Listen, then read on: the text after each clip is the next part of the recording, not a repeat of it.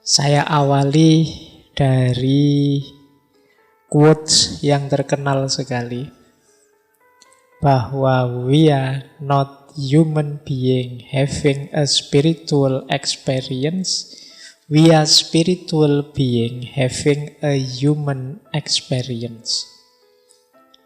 Ini kalimat terkenal sekali kalau teman-teman belajar tentang spiritualitas. Yang maksudnya adalah kita itu sebenarnya bukan makhluk yang manusiawi yang kemudian punya pengalaman spiritual, tapi hakikatnya kita itu makhluk spiritual yang punya pengalaman kemanusiaan. Apalagi orang beragama, kita yang muslim kan mengakui bahwa kita ini anak cucunya, baninya Adam. Yang Adam itu dulu hidupnya di surga. Hakikatnya dia makhluk yang sangat disayang oleh Allah. Hakikatnya kita itu spiritual. Cuma mendapat casing manusia. Nah ini quotes ini menarik. Mungkin ada yang setuju, ada yang tidak. Tapi nanti ada uraiannya untuk membuktikan mengapa sih kok kita itu sebenarnya hakikatnya makhluk spiritual. Jadi yang kelihatan ini dari luar ini hanya casingnya. Jadi kalau casing itu kan kadang tidak menggambarkan isinya. Kayak hari ini teman-teman misalnya HP-nya merek apa Xiaomi, tapi nanti casingnya iPhone. Nah, kan banyak saya kemarin lihat ada casing yang unik gitu ya. Jadi dari luar itu kelihatan kayak iPhone. Kalau nelpon diperlihatkan ini iPhone. Tapi begitu dibuka casingnya, oh ternyata bukan iPhone, ternyata Xiaomi. Nah, yang penting kan berarti intinya itu yang operatif, yang bermain itu kan yang dalamnya, bukan casingnya.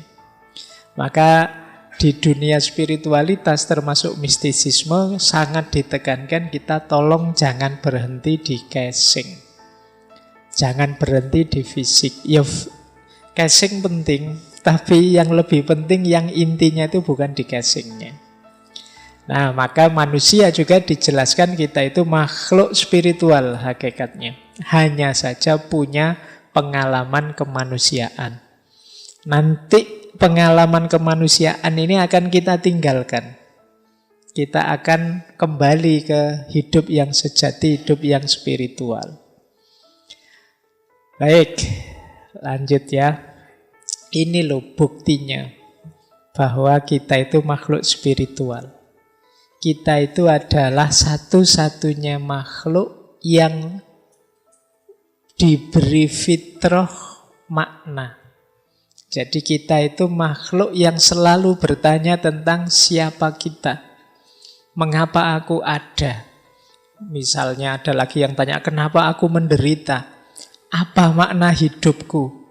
Apa nanti yang terjadi setelah aku mati? Ini khas manusia. Makhluk yang lain tidak pernah menggelisahi ini.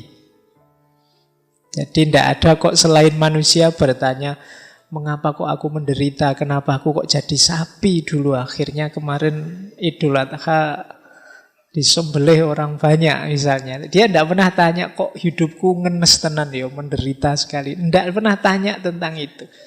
Yang bertanya tentang itu, membahas itu hanya manusia. Jadi ada kesadaran lebih dalam tentang hidupnya. Karena memang yang hakiki dari hidupnya itu ada di dalam, tidak di luar. Kita kan tanya, siapa sih aku ini lu? Padahal kalau ngaco kan sudah kelihatan, lu ini aku. Tapi kan masih tanya saja, berarti kan ada makna lebih dalam. Kita belum puas hanya melihat identitas eksternal kita. Hanya melihat wujud fisik kita. Kalau sebenarnya kan jawaban gampang kalau hanya dari luar kan siapa aku, tinggal nyari lemari yang ada kacanya terus oh itu aku kan, tapi kita tidak puas, bukan itu aku. Pasti ada sisi dalamnya. Termasuk kita juga tanya, kenapa sih aku dilahirkan? Kok aku jadi orang Indonesia? Itu pun jadi anak desa. Kok ndak anaknya konglomerat apa anaknya kok jadi. Kenapa kok aku? Ini makna namanya. Jadi manusia itu makhluk yang selalu bertanya tentang makna. Jadi makna itu kan sesuatu yang tidak bisa dipahami hanya dari kelihatannya. Jadi makna itu kan selalu ada di balik realita. Misalnya minuman ini. Kenapa sih kok Pak Faiz diberi minuman 2, kalau teman-teman kok cuma 1 misalnya.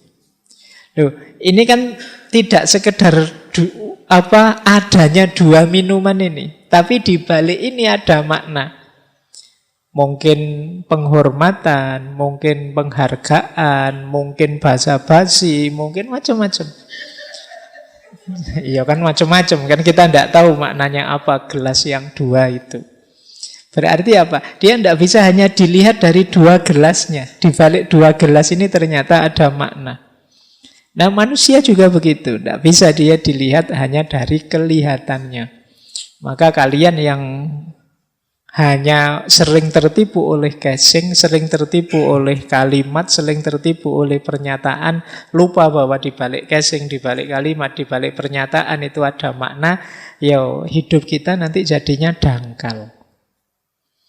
Dan itu sering jadi penyakit di era digital ini. Hidup yang tidak dalam. Kita melupakan sisi spiritual kita.